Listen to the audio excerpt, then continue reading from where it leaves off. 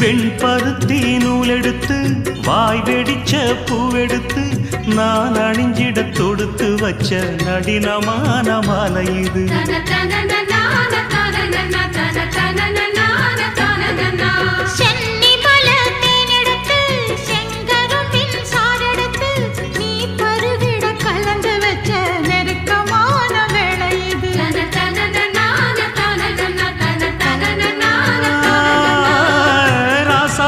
உடம்பிருக்கும் ரவிக்க துணி நானாக அன்னாடம் சூடி கொள்ள ஆசை வச்சாகாதா.